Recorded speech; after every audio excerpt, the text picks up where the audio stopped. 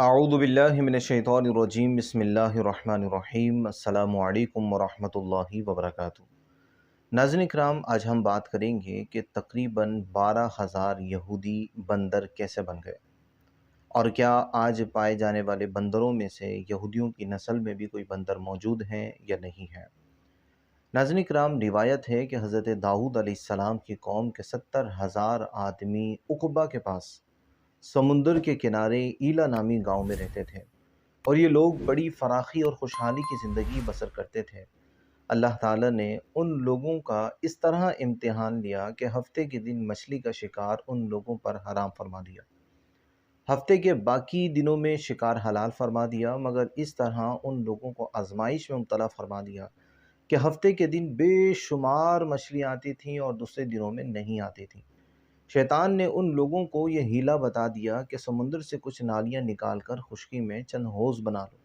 جب ہفتے کے دن ان نالیوں کے ذریعے مچھلیاں حوض میں آ جائیں تو آپ نالیوں کو بند کر دیں۔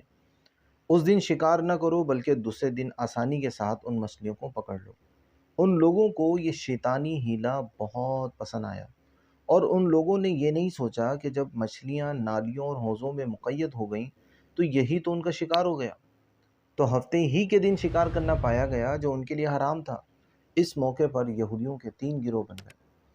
پہلا، کچھ لوگ ایسے تھے جو شکار کے اس شیطانی ہیلے سے منع کرتے رہے، ناراض اور بیزار ہو کر شکار سے باز رہے۔ دوسرے، وہ لوگ کہ اس کام کو دل سے برا جان کر خاموش رہے، دوسروں کو منع نہ کرتے تھے، بلکہ منع کرنے والوں سے یہ کہتے تھے کہ تم لوگ ایسی قوم کو کیوں نصیحت کرتے ہو جنہیں اللہ تعالیٰ ہلاک کرنے والا یا سزا دینے والا ہے۔ اور تیسرے، وہ لوگ جو سرکش اور نافرمان تھے، جنہوں نے حکم خداوندی کی اعلانیہ مخالفت کی اور شیطان کی ہیلہ بازیوں کو مان کر ہفتے کے روز شکار کر لیا اور ان مچھلیوں کو کھایا بھی اور بیچا بھی۔ جب نافرمانوں نے منع کرنے کے باوجود شکار کر لیا تو منع کرنے والی جماعت نے کہا، اب ہم ان معصیت کاروں سے کوئی میل ملاپ نہ رکھیں گے۔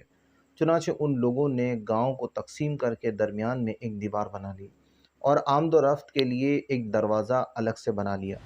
جب حضرت داؤد علیہ السلام نے غضبناک ہو کر شکار کرنے والوں پر لعنت فرما دی، اس کا اثر یہ ہوا کہ ایک دن خطا کاروں میں سے کوئی باہر نہ نکلا، تو انہیں دیکھنے کے لیے کچھ لوگ دیوار پر چڑھ گئے، تو کیا دیکھا کہ وہ سب کے سب بندروں کی صورت میں مسخ ہو گئے۔ اب لوگ ان مجرموں کا دروازہ کھول کر اندر جو داخل ہوئے تو وہ بندر اپنے رشتہ داروں پر ٹوٹ پڑے، ان کے پاس آ کر ان کے کپڑوں کو سونگھنے لگے اور زاروں قطار رونے لگے، مگر لوگ ان بندروں کو پہچان نہ سکے کہ وہ کون ہیں۔ ان بندر بن جانے والوں کی تعداد ناظرین کرام 12,000 ہے۔ یہ سب 3 دن تک زندہ رہے اور اس درمیان نہ کچھ کھاتے تھے نہ پیتے تھے، بلکہ یوں ہی بھوکے پیاسے سب کے سب ہلاک ہو گئے۔ شکار سے منع کرنے والا گروہ ہلاکت سے سلامت رہا، اور صحیح قول یہ ہے کہ دل سے برا جان کر خاموش رہنے والوں کو بھی اللہ تعالیٰ نے ہلاکت سے بچا لیا۔ ناظرین جی وقار، اس واقعے کو اللہ رب العزت نے قرآن کے مختلف حصوں میں بیان فرمایا۔ سورہ بقرہ میں ارشاد فرمایا، وَلَقَدْ عَلِمْتُمُ الَّذِينَ اعْتَدَوْا مِنْكُمْ فِي السَّبْتِ فَقُلْنَا لَهُمْ كُونُوا قِرَدَةً خَاسِئِينَ، اور بے شک ضرور تمہیں معلوم ہے تم میں کہ وہ جنہوں نے ہفتے میں سرکشی کی تو ہم نے ان سے فرمایا کہ تم دھتکارے ہوئے بندر ہو جاؤ۔ سورہ اعراف میں بھی اس کا تفصیلی واقعہ موجود ہے، اور دیگر حصوں میں بھی تفصیلی واقعہ موجود ہے۔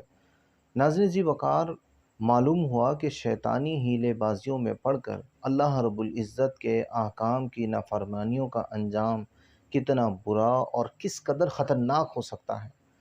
خدا کے نبی جن مصیبتوں پر لعنت فرما دیں وہ کیسے ہولناک عذاب الہی میں گرفتار ہو کر دنیا سے نیست و نابود ہو کر عذاب نار میں گرفتار ہو جاتے ہیں اور دونوں جہاں میں ذلیل و خوار ہو جاتے ہیں۔ اصحاب ایلا کے اس دل ہلا دینے والے واقعے میں ہر مسلمان کے لیے بڑی عبرتوں نصیحتوں کا سامان ہے۔ کاش کہ اس واقعے سے مسلمانوں کے قلوب میں خوف خدا بندی کی لہر پیدا ہو جائے اور وہ اللہ تعالیٰ کی نافرمانیوں سے منہ موڑ کر صراط مستقیم کی شاہراہ پر چل پڑیں اور دونوں جہاں کی سربلندیوں سے سرفراز ہو کر اعزاز و اکرام کی سلطنت کے تاجدار بن جائیں۔ اللہ تعالیٰ ہمیں عمل کی توفیق عطا فرمائے۔ اللہ تعالی ہمیں اپنی نافرمانی والے کاموں سے محفوظ فرمائے، جو کرنے والے کام ہیں ان کو کرنے کی اور جن سے بچنے کی تاکید ہے ان سے بچنے کی توفیق عطا فرمائے۔ السلام علیکم ورحمۃ اللہ وبرکاتہ۔